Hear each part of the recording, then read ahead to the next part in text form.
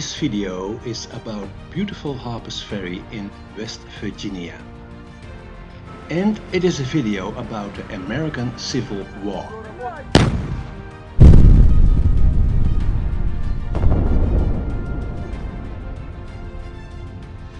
For me, as a Dutch citizen, that war was a bewildering war. How could I, making videos under the label This Amazing World, make a video about this war? Well, the American Civil War was all about humans. Their ideas, not about this amazing world. After the dead had been buried, after the wounded had been taken care of, this amazing world made flowers bloom again on the battlefields.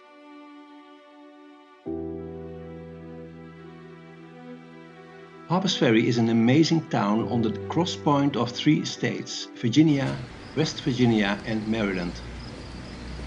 Here the Potomac River and the Shenandoah River come together. They made a narrow gap through the Blue Ridge Mountains. What a beautiful place to be!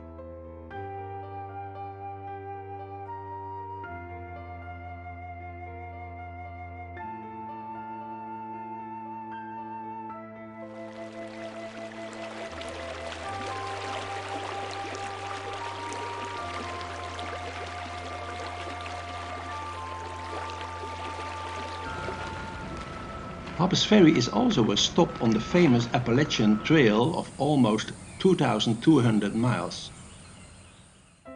For centuries, this town had a strategic importance.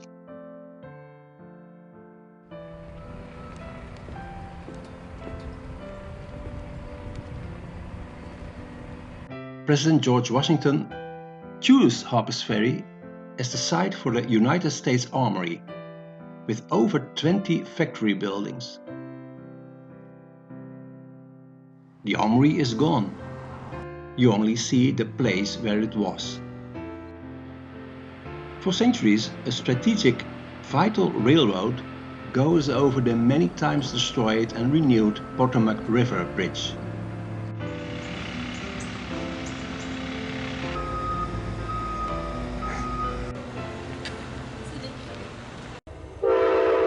Whoever says Harpers Ferry also thinks of train traffic. Here the Amtrak train from Cleveland, Ohio to Washington, D.C. with a stop in Harpers Ferry.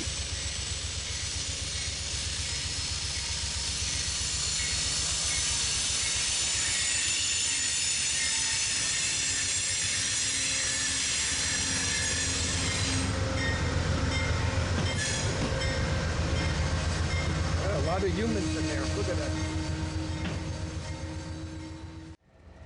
And every day, several long freight trains pass this town between rivers and mountains.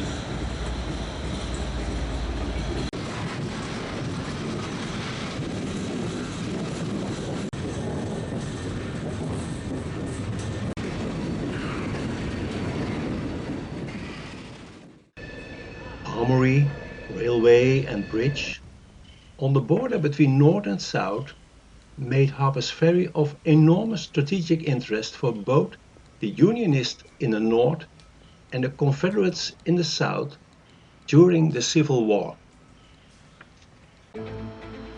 Even before that period, Harpers Ferry was the place where the United States were propelled towards the Civil War. Because in October 1859, abolitionist John Brown and his sons seized the United States Armory, fully determined to arm the enslaved people of the South.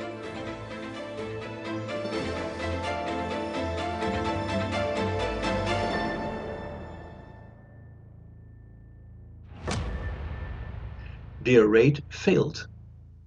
In this former lighthouse, now called John Brown's Fort, John Brown was wounded and his sons were killed by the Federal Army. This raid focused attention on the issue of slavery and propelled the United States toward the Civil War. During the Civil War, both Unionists from the north and Confederates from the south did attack the strategic important town of Harpers Ferry. In September 1862, Confederate General Robert E. Lee and his Army of Northern Virginia crossed the Potomac River west of Harpers Ferry.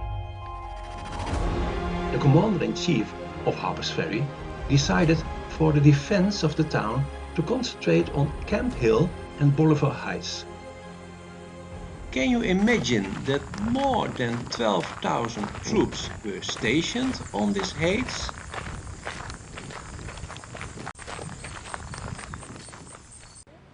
He occupied the Maryland Heights with few troops. At night, the Confederate Army of Northern Virginia, the Army of the South, brought heavy cannons up to the Maryland Heights and the Loudon Heights.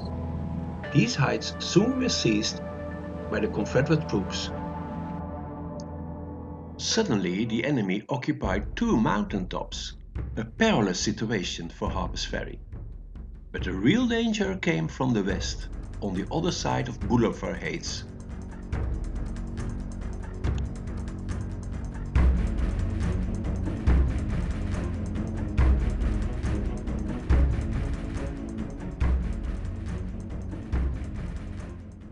In 1862, many Unionist troops of the Army of the Potomac had pitched their tents on this height.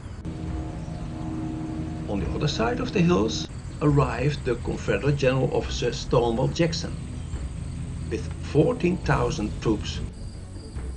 Here, from Schoolhouse Ridge, Stonewall Jackson began to bombard Harpers Ferry, Camp Hill and Bolivar Heights. So did the Confederate troops on Maryland Heights and Loudon Heights.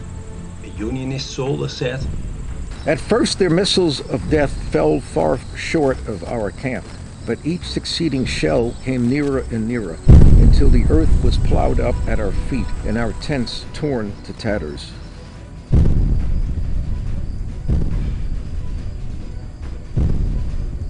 On September 15, 1862, approximately 12,500 Federal troops surrendered to the Confederate General Officer Stonewall Jackson, here on Bolivar Heights. That was the largest surrender of Federal troops in American history, until the fall of Bataan during World War II. After he had seized Harpers Ferry, Stonewall Jackson and his 14,000 Confederate troops marched as quickly as they can to Sharpsburg, Maryland. There, 2 days later, on September 17, 1862, the Battle of Antietam took place, the bloodiest one-day battle in the American Civil War.